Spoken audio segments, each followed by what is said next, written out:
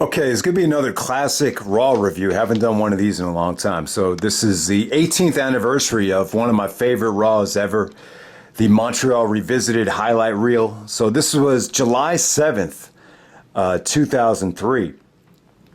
And it was from Montreal. And yeah, so main reason I'm reviewing it, I feel like the Jericho highlight reel was one of the most underrated, one of the most highly entertaining segments I think the WWE's ever done. But yeah, we'll see how you guys feel about it. I really enjoyed it, but maybe I'm in the minority here. A lot of times when I bring up this highlight reel, a lot of people think I'm talking about the Jericho heel turn from 2008 when he threw Michaels into the Jeritron 5000. But no, this was the match to set up the WrestleMania 19 rematch in July 2003. So, yeah, let's get to the show. This show basically revolved around Kane. Kane had unmasked at Madison Square Garden a couple weeks ago at the end of June. So at this time, the whole show is revolving around this Kane and Austin confrontation to close the show. So Austin actually returns from food poisoning. He's the co-general manager of Raw, along with Eric Bischoff. Bischoff had gotten chokeslammed by Kane the week before, so Austin comes out and wants to have a match for the IC title to kick the show off with a bang. So we get Christian versus Booker T. Christian was very hesitant about wrestling. He didn't want to get in the ring. And then he said to Austin, you can't ring the bell until I'm in the ring. And then Austin was pretty funny here. He was like, yeah, I agree with you, Christian. I agree. Let's talk about it. So he puts his arm around Christian and throws him into the ring. The bell starts and Booker T wins the Intercontinental Championship. And this was good stuff. To me, this is the best match Christian and Booker had. They were feuding over the last couple of months. They vacated the IC title. Christian screwed Booker T at Judgment Day in a battle royal to win the vacant IC belt. And, there was a ton of DQs over the months. But Booker T, Christian kicks out of the bookend. Christian gets feisty and starts doing the temper tantrum like he did it with the feud with DDP when DDP was trying to get him to relax and calm down and keep his cool. So it was cool to see Christian go back to that. But, yeah, so Booker T wins with the leg scissors, wins the IC belt, and, there's a side story to the show where, Booker T goes out and parties kind of by himself here. But I don't know, man. It just kind of felt like a weak consolation prize for Booker T. And I believe it was short-lived. I think Booker actually ended up having some back issues after this. And I believe a couple weeks later, Christian actually won the belt back at a house show. So there we go with that. But yeah, good match to start off the show. I would definitely say arguably one of the top 5 to 7 Raw matches of that year, at least during that summertime. All right, so next up we had Rosey taking on the Hurricane. You also had Rodney Mack and Teddy Long coming out. So Rosey was actually in the stable with Rodney Mack and Teddy Long. So Teddy Long was cool. He had the same theme song that he had on SmackDown. His trio right here was good. You also had Jazz that he also managed, but this was kind of like the decline of Rosey in the stable. Ultimately this kind of, started Rosey and the Hurricane teaming up together. But, I don't have much to say about this, so let's just move on. All right, next up, you had all these segments with Kane attacking people backstage. You had Tommy Dreamer, who was in a pool of blood. You had Rico kind of ratting Kane out and telling Austin that it was Kane. Bubba Ray Dudley was upset. Austin was upset. And, Kane ultimately is sitting in Austin's office with a towel over his head as he was afraid to come out to the ring. And, basically Austin's trying to get Kane to come out to the ring, and he promises Kane that no one's going to make fun of him. So there we go with that. All right, so next up we get to the good stuff. We got the Chris Jericho, Shawn Michaels highlight reel, the Montreal Revisited. All right, so Jericho comes out. He's showing footage of, Shawn Michaels putting Bret Hart in the sharpshooter and footage of the Montreal Screwjob from Survivor Series 97. Jericho is getting a huge ovation, tons of Y2J chants because they're in Canada, they're in Montreal. Jericho even gets the fans more pumped up, and he says, every time I see that footage, it gets my blood boiling. And so Shawn Michaels is going to face the music. So Shawn comes out. They start calling him an asshole.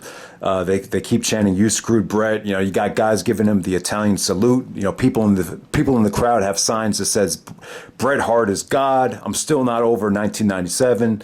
You know, all these signs out there. And, you know, so Michael starts off very apologetic. He's like, "Chris, you know, I'm glad you gave me the chance to come out. You know, I've never had the chance to apologize in front of these people and apologize to Brett. I'm sorry that the whole thing ever happened. But I'm also sorry that you people are stuck in November 1997 and you people have not had the chance to move on with your lives." And then they start chanting, "You screw Brett, you screw Brett." And then Shawn's like, "And your point would be what? I had a job to do and I did it." So, and then he starts talking about how, I'll be honest with you, there's plenty to dislike about the Heartbreak Kid, Shawn Michaels. He's like, "If you want to be mad at me for beating your fellow Canadian, Chris Jericho, at WrestleMania, then you could be angry about that, because at least that happened within the last year. I'm just trying to help you move on with your lives." I love that. I love that phrase that Michaels used. So yeah, and so then Jericho is like, wait a second, you sanctimonious son of a bitch. We are never going to forget what you gave. That was a dark eye, Shawn, and we are never going to forgive you." So Shawn's starting to get upset. So he's like, "Well, what's this weed crap?" He's like, "What are you, Mr. Canada?" And so Jericho starts like kind of sucking up to the crowd and he's kind of embracing it. Then all of a sudden Michaels hits him with the, "All right, I could appreciate that, but why the hell do you live in Florida? You live in Florida, USA, don't you, Chris?" And Jericho's like, "You're trying to change the subject. Don't change it. This is about Survivor Series 1997. This is about Montreal." And then then Shawn's like, "You know, I could appreciate that. Well, guess what? If you want to avenge the loss of your fellow Canadian Bret Hart, then why don't me and you fight right here in Montreal?" And then Jericho's like, No, I'm not going to fight you here, Shawn. It's not worth my time. For as much as I dig Canada, do you know how devalued the Canadian dollar is here in Montreal? So I'll fight you in 2 weeks. Bright lights, big city, beautiful girls. I'll fight you in Hollywood, California." And then Michaels is like, "I'll give you one last shot. Not in Hollywood, California, but for these people right here in Montreal." And the fans are kind of like getting behind Michaels here. It's kind of weird. And then Jericho's like, "No, Shawn, I already told you once, and I'll tell you again. It's not worth my time. I'll fight you in 2 weeks in Hollywood, California." So that's how the segment pretty much goes. But I thought it was cool because, you know, the fans hated the shit out of Michaels at first. I wouldn't say Michaels got the fans back on his side, but, you know, Jericho was able to kind of turn the fans against him, you know, putting down Montreal, talking about how devalued the Canadian dollar was. And then he starts going like, "I'll see you in 2 weeks in Hollywood. Come on, Hollywood. Go on, Hollywood. Oh, you people don't like what I'm saying? Well, guess what? In 1997, Shawn Michaels said, 'Screw Bret Hart.' Well, in 2003, Jericho says, 'Screw Montreal. Hit my music.'" So, yeah, I thought the segment was money. I thought it was great. You know, it was kind of frustrating because the fans really wanted to get behind Jericho here. And it was just, and they did this time and time again that summer where Jericho would just kind of take the life out of the crowd. And that's exactly what happened there. So they would actually have the WrestleMania rematch in 2 weeks in California. It was pretty cool. I think Randy Orton interfered. It got a lot of time. I don't remember seeing that match live, but you know, maybe that's another Raw to review down the road. But what did you guys think of this segment? Does anybody remember it? Do you guys think I'm overrating it? Do you think maybe the segment, you know, didn't come out that well? I thought it was really well done. You know, it was. I remember Brett saying that he thought it was kind of bullshit that, you know, the WWE. Brett used to write this column in the Calgary Sun how, you know, they're kind of trying to still cash in on the Montreal Screwjob for ratings. But yeah, I thought the segment was cool. You know, the Jericho Michaels feud had kind of died down by that point, so it was kind of a good way to rekindle it. You know, because they had never done a rematch. I think Jericho did win the rematch with, you know, Shawn passing out to the walls of Jericho. So there we go with that. Yeah, I thought it was a great segment. I thought it was great. You know, Montreal. When Montreal gets hot, I think they're as good of a crowd as anybody. But, you know, Jericho kind of deflated them before his match right here. So he would actually take on Mark Jindrak in one of the next couple of matches. And, Jindrak is really put together. He was muscular. He had a great vertical jump. I thought he looked good here. But, the story was Jericho kind of outsmarted him and eventually got the victory, I believe, with the kind of a variation of a code breaker. I can't even remember. I just watched the freaking match, but hey, Jericho outsmarted him. There was like maybe one or two fans chanting Y2J, and Jericho did not have like any fan support here, and Jindrak was not over at all for as athletic as he looked. You would think, it almost looked like Jericho was at a disadvantage just from a muscular standpoint and from an athletic standpoint. But, storyline was that, Jericho, being the veteran, just able to outsmart Mark Jindrak there. Really, really not a great match. Really not much to talk about here in terms of any great wrestling matches. All right, the other match of the night, you had Test actually taking on Kevin Nash. We had a good segment here. So Test actually dumped Stacy, gave her the pump handle slam, and Test actually comes up to Trish once again. Test and Trish used to be in TNA together with Albert. So Test basically tells Trish, he's like, well, Trish, have you heard? I'm actually single now, and you're at the top of my list of girls I want to hook up with. So what do you say, baby? And then Trish is like being sarcastic at first. She's like, oh, I'm on the list. He's like, I'm first on your list. Oh, that's great. So and then Nash is kind of overhearing it, and he's like, do we have a problem here? And Tess is like, no, we don't have a problem. And then Nash is like, well, I'm not talking to you. So you had some pretty good tension here between Nash and Test. It's a pretty good matchup. Two huge guys, two muscular guys, and the match was extremely short though. Trish came out, played a distraction. Test actually hits Kevin Nash with the big boot out of nowhere, and he starts kind of teasing and mocking Scott Steiner with the with the whole muscles, kissing the muscles and all that stuff right there. But Trish was actually selling the injury in her match with Mighty Molly, or not Mighty Molly, but Molly Holly in the next match. So Trish is really just selling the injury after trying to help Kevin Nash win that match. And Molly pretty much beats Trish straight up. So there we go with that. All right, so next up we have Rob Van Dam, the surprise partner for Bubba Ray Dudley, to take on Ric Flair and Randy Orton of Evolution. So there was a backstage segment where Bubba was accusing Flair and Orton of attacking Tommy Dreamer, but it was not the case. So they kind of had this impromptu match right here. Yeah, I wasn't a big fan of it. Van Dam had actually lost to Triple H in a Falls Count Anywhere match the week before. And it just seemed like that was the thing. Whenever Van Dam would get pinned by Triple H in a World Championship match, the consolation prize would be to get a victory over Flair. I just thought the RVD Flair combination, it just got old and just really redundant quickly. They fought each other. All these guys fought each other so much that whole year. And, Orton looked good here. He was really getting in good shape. Bubba had some good fan support here, but Van Dam gets the victory over Ric Flair with the frog splash.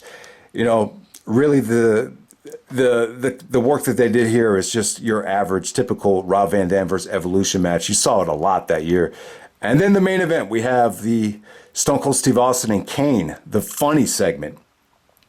All right, so Austin comes out there, and at first, Kane gets a great ovation. He's just trying to pump Kane up and said, these people love you, Kane.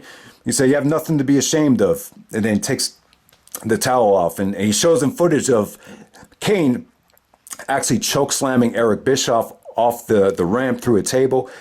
And he said, oh, man, you choke slam Eric Bischoff the hell. That was straight up funny. I don't know why Austin used the word funny. It really doesn't make sense. But, I guess they were going for more of a Goodfellas type of, Joe Pesci angle here, where if you saw Goodfellas, someone called Joe Pesci funny. He's like, yeah, you're kind of funny. I mean, he's like, funny how? Funny how? Then he ends up killing the guy, that type of thing. And then Kane's like, well, what do you mean funny? And Austin's like, I said what I meant. It was damn funny. And then Kane's like, I thought you said you weren't going to make fun of me. And so you had this whole brawl between Austin and Kane. It was good stuff. Austin looked intense here. Kane actually took a vicious chair shot. He was bleeding from the face. Austin hit the stunner. Kane no-sells the stunner and then gives Austin a choke slam. As soon as Kane started punching Austin, though, he lost all the fan support. You want to turn somebody babyface, even Austin, I got to give it up to Austin. His popularity was pretty solid as the co-general manager of Raw at the time, and the fans definitely turned on Kane after Kane started attacking Austin, and Austin sold the chokeslam pretty well, and it was pretty much the last time Austin really got physical in the ring. He took a chokeslam, he took some punches, and it wasn't a bad segment at all. It's a shame because I think when you watch some of Austin's punches and just the way he was still moving in the ring, he's had a lot to give. I think he was only 38, 39. He wasn't that old yet. So, but yeah, Kane, the summer of 2003 really revolved around Kane. Even Triple H had the night off. I think he fought Maven on Sunday Night Heat, and Bill Goldberg actually was nowhere to be found in this night too. So it was kind of lacking in star power, but I'm just a big fan of the Jericho and Shawn Michaels highlight reel from Montreal. 2 weeks later, they would have a WrestleMania rematch in Hollywood, California. And so to me, this is the best Jericho highlight reel. He had some other good ones as well. The one with Goldberg was good. He had a couple with Randy Orton. There was one with Austin in the UK that was very entertaining. I think he put it on his DVD. So yeah, there's countless of great Jericho highlight reels, but for me, the best ones were in the summer of 2003, without a doubt. So that's pretty much it, guys. 18-year anniversary of this classic Raw. Let me know what you guys thought of this show, and I'm out. All right.